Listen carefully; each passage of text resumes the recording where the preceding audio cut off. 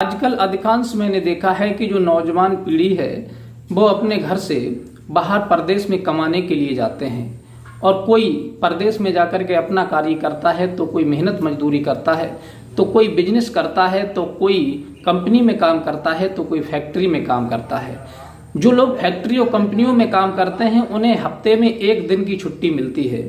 जब वो छुट्टी मिलती है तो उनका मन करता है कि कहीं छुट्टी में हम अच्छी जगह पर घूम करके आएं और मन को थोड़ा बहला करके आएं, क्योंकि बाहर रहते हैं, अकेले रहते हैं, ऊब जाते हैं, तो उनका मन करता है और फिर वो घूमने के लिए जाते हैं। जो उनके दिल में आता है वहाँ घूमते हैं, खाते पीते हैं, मौज मस्ती करते हैं।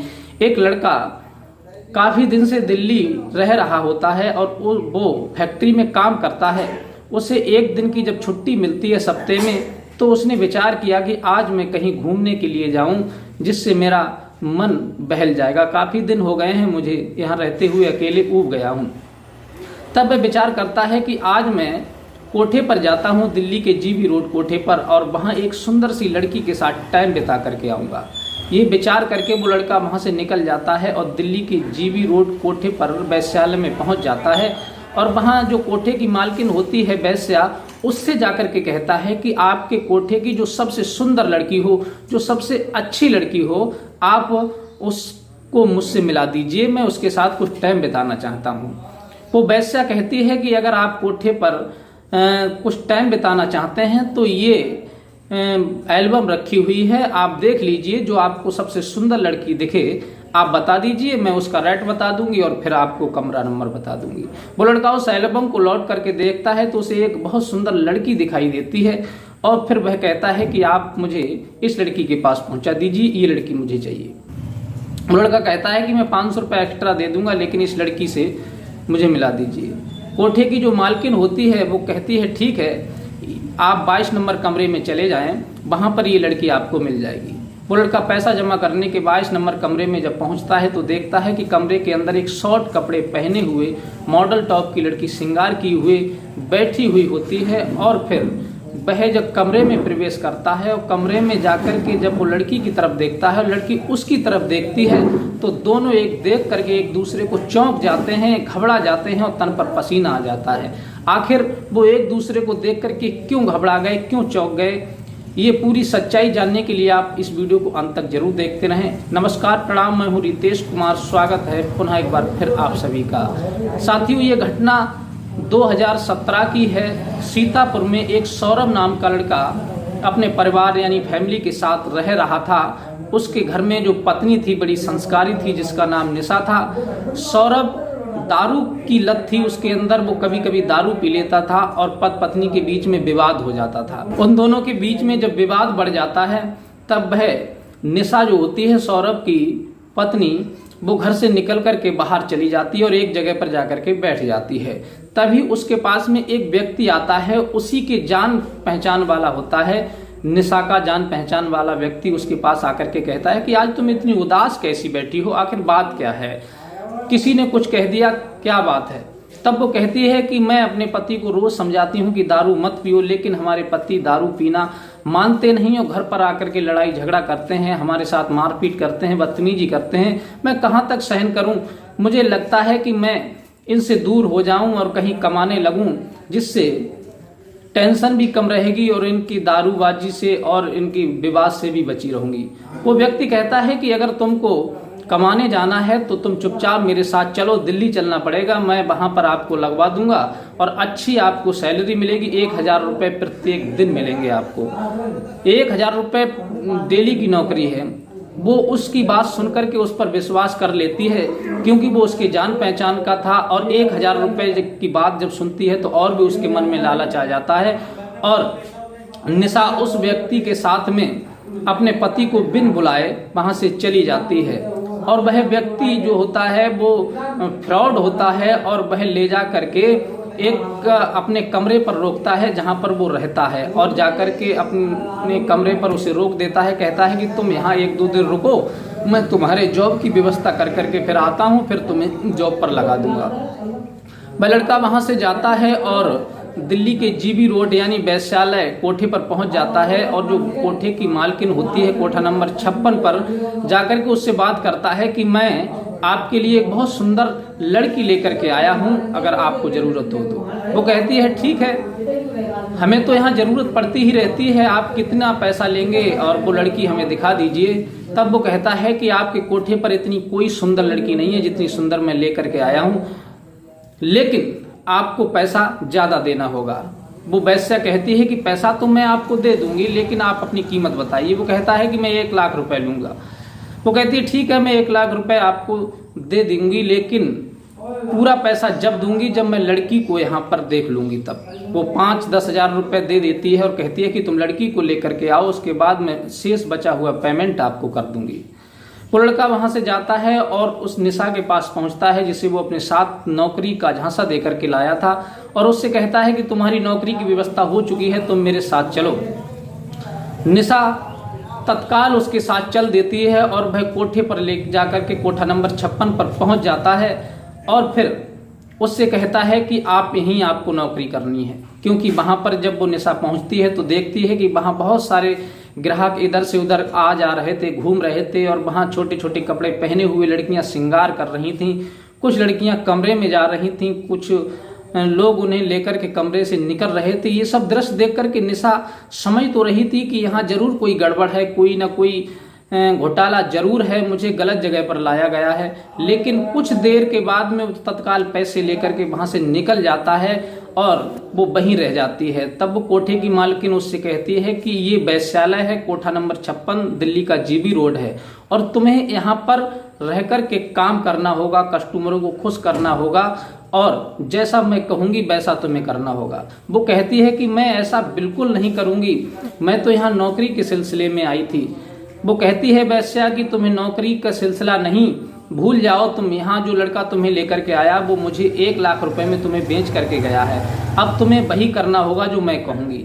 वो इस कार्य को करने से जब मना करती है तो वो कोठे की जो मालकिन होती है, वैश्या होती है, वो इसे बहुत ज्यादा मारती पीटती है और उसे टॉर्चर करती है, खाना नहीं देती, पानी नहीं देती, और उसे निर्वस्त्र कर देती है, और जबरदस्ती उसके साथ में रेप किया जाता है, बलात्कार किया जाता है। जब उसके साथ में इतनी दर्दगी होती है, इतनी हैवानियत होती है, वो बेचारी बिल्कुल टूट चुकी थी। अब उसकी सुने तो सुने कौन, रोती है फिर भी कोई नहीं सुनता, चिल्लाती है फिर भी कोई नहीं सुनता। उसके साथ मारपीट प्रत्येक दिन होती है। 1 महीना लगातार उसके साथ यही होता रहा, जबरदस्ती उसका रेप होता था, जबरदस्ती उसके साथ मारपीट होती थी, उसे कमरे में बंद कर दिया जाता था, उसके साथ खाना नहीं दिया जाता था, उसके लिए उसके साथ हैवानियत दर्दगी की जाती थी। धीरे धीरे अब कौन सुने, धीरे धीरे समय बीतता चला गया और 3 वर्ष हो जाती हैं।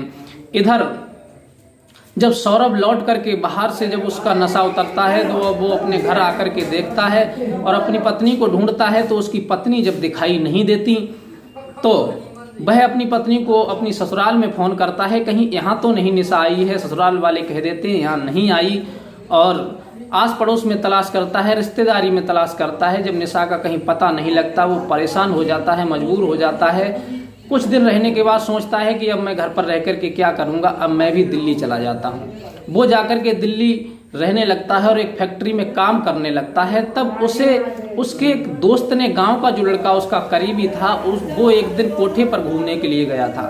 तो उसने बताया कि सौरभ भाई, मैं कोठा नंबर 56 पर जब गया था तो मुझे ये महसूस हुआ कि तुम्हारी पत्नी उस कोठे पर रहती है, जिसे तुम ढूंढ रहे हो, खोज रहे हो, वो कहीं दिखाई नहीं दे रही है। वो सुनकर के चौंक जाता है और कहता है क्या कह रहे हो, मेरी पत्नी कोठे पर कैसे हो सकती। बोले भाई मैंने देखा है अपनी आंखों से और मैंने उसे पहचान लिया है, तुम चाहो तो जाकर के देख सकते हो। सौरभ एकदम टेंशन में आ जाता है और तत्काल दूसरे दिन को छुट्टी लेकर के वहां से निकल जाता है और कोठे नंबर 56 पर पहुंचता है, और जो वैश्या होती है कोठे की मालकिन, उससे जाकर के कहता है कि इस कोठे की सबसे खूबसूरत लड़की मुझे दे दीजिए। तब वो एल्बम को अपनी दिखाती है, कहती है कि इस कोठे में जितनी लड़कियां हैं सबकी फोटो इसमें लगी हुई हैं, आप देख लीजिए। तब वह उस एल्बम को देखता है और उसकी जो पत्नी होती है उसकी अपनी पत्नी की फोटो को देखता है। तब वो कहता है कि मुझे इस लड़की से मिलना है। तब वो कहती है कि इस लड़की के 500 रुपये एक्स्ट्रा हैं, अगर तुम दे सकते हो। तो वो कहता है ठीक है, मैं 500 रुपये एक्स्ट्रा दे दूंगा, लेकिन मुझे इसी लड़की से मिलना है। वो 500 रुपये एक्स्ट्रा दे करके उस लड़की कि कमरे में जब पहुंचता है तो वो छोटे कपड़ों में श्रृंगार किए हुए मॉडल टॉप में बैठी हुई थी। अब जैसे ही वो कमरे में प्रवेश करता है, लड़की सौरभ की तरफ मुड़ करके देखती है। उसकी पत्नी जो निशा होती है, तो वो अपने पति को देख करके पहचान लेती है और एकदम से दौड़ कर आती है, कौली भर करके रोने लगती है और कहने लगती है कि मुझे क्षमा कर दीजिए, आप यहाँ कैसे आ गए। तब सौरभ कहता है कि मैं तो आ गया, तैसे आ गया, लेकिन तुम यहाँ कैसे आ गई। और वो बुरी तरह से रोने लगती है। सौरभ कहता है कि रो ना, यहाँ अगर किसी ने आवाज़ सुन ली तो यहाँ दिक्कत हो जाएगी, क्योंकि यहाँ लोग अभी हम तुमको अलग कर देंगे और तुम्हें यहाँ से कहीं दूसरी जगह भेज देंगे, इसे पता चल गया तो। इसलिए उसने उसके साथ कुछ नहीं किया, उसे अपने पास बिठाया अपनी पत्नी को और पूछा कि आखिर तुम यहाँ कैसे आई। तब उसने पूरी दास्तान बताई कि मैं तुमसे जब लड़ करके झगड़ करके बाहर गई थी घर से, तो एक जान पहचान वाला व्यक्ति मुझे मिल गया और उसने मुझे नौकरी का झांसा दे करके 1000 रुपये प्रत्येक दिन नौकरी की बात कह करके मुझे यहाँ ला करके 1 लाख रुपए में बेच दिया और वो यहाँ से फरार हो गया है। ये बात सुनकर के सौरभ और ज़्यादा परेशान हो जाता है, टेंशन में पड़ जाता है कि अब क्या करूँ मैं, अब तो तुम्हें यहाँ से निकालना बड़ा मुश्किल है, क्योंकि यहाँ पर आने के बाद में लड़कियों को यहाँ से ले जाना भी मुश्किल होता है और फिर 3 सालें तुमको हो गई यहाँ पर वेश्यावृत्ति करते हुए, अब तुम मेरे किस काम की रही, क्योंकि ना जाने कितने हजारों कस्टमर तुम्हारे साथ सोए होंगे, इसलिए अब तुम मेरे कोई काम की नहीं। निशा रोने लगती है, हाथ जोड़ने लगती है, पैर पकड़ने लगती है कि एक बार तुम मुझे यहाँ से आज़ाद कर दो, मेरा दम घुट रहा है, मैं सोच रही हूँ कि यहाँ से आज़ाद होने के बाद मैं अपनी ज़िंदगी काट लूँगी, तुम चाहो तो मेरा साथ दे सकते हो, नहीं चाहो तो कोई ज़बरदस्ती नहीं, मैं अपना जीवन काट लूँगी, लेकिन एक बार मुझे यहाँ से आज़ाद कर दो। ये सुनकर के सौरभ कहता है ठीक है, अगर तुम ज़्यादा परेशान हो तो मैं आज नहीं कल के बाद परसों आऊँगा, तब तुम्हें यहाँ से ले करके जाऊँगा। सौरभ वहाँ से निकलता है और निकलने के बाद डायरेक्ट पुलिस स्टेशन वहाँ पहुँचता है और पुलिस वालों को सारी हकीकत बताता है और हकीकत बताने के बाद कहता है कि मेरी पत्नी ऐसे ऐसे यहाँ पर आ गई है। तब रेस्क्यू टीम जो वहाँ पर पहुँचती है, सर्च करती है और उसे लेकर के उस कोठे पर 56 पर जाती है पुलिस की टीम। तब उसकी पत्नी उसी कमरे में बैठी हुई मिलती है। तब पुलिस उस लड़की के बयान लेती है, वो लड़की सारी हकीकत बताती है कि मुझे ज़बरदस्ती यहाँ लाया गया है, बेचा गया है, मैं यहाँ से जाना चाहती हूँ लेकिन मेरे निकलने का कोई मार्ग नहीं है, तुम परेशान मत हो, हम तुम्हें यहाँ से ले करके जाएंगे। वहाँ बवाल हो जाता है, कोठे के सभी लोग एकत्र हो जाते हैं। लड़की के बयानों के आधार पर पुलिस उसे ज़बरदस्ती कोठे से लेकर के आती है और जहाँ पर सौरभ रहता था उस कमरे पर पुलिस उन्हें सेफ्टी के साथ छोड़ करके आती है और सौरभ फिर उसे लेकर के अपने गांव चला आता है। और फिर वो बार बार जब माफ़ी मांगती है तो सौरभ कहता है ठीक है, तुम्हारी जानकारी में ये काम नहीं, अनजाने में हुआ, इसलिए मैं तुम्हें माफ़ करता हूँ। और फिर सौरभ अपने घर लेकर के पहुँच जाता है और हंसी खुशी से उसके साथ अपना जीवन बिताने लगता है। तो साथियों, ये कहानी सुनाने का मकसद केवल इतना था कि जो लोग लालच में आकर के अनजान व्यक्ति पर भरोसा कर लेते हैं, नौकरी का झांसा देकर जो लोग बहला फुसला करके लड़कियों को, औरतों को ले जाते हैं, उनका बस एक ही मुकाम होता है कि वो चापलूस लोग होते हैं, वो उन्हें कोठे पर बेच देते हैं और उनका शोषण होता है, उनके साथ दरिंदगी होती है, हैवानियत होती है और कहीं कहीं तो ऐसी लड़कियों को मार करके भी फेंक दिया जाता है। इसलिए किसी अनजान व्यक्ति पर भरोसा ना करें, आप अपने व्यक्ति पर ही भरोसा करें जो आपका खास हो, नज़दीकी हो, आपका रिश्तेदार हो, तभी भरोसा करें। अगर अनजान में भरोसा करेंगे तो फिर आपके साथ कुछ भी हो सकता है। अब अपनी राय हमें बता सकते हैं कि आपको ये कहानी कैसी लगी, आपको इस कहानी से क्या सीख मिली और सौरभ ने अपनी पत्नी को अपनाया या अच्छा किया या गलत किया। अपनी राय हमें कमेंट में देकर के बता सकते हैं और मिलते हैं इसी प्रकार की कोई नई घटना के साथ। तब तक के लिए आप सभी को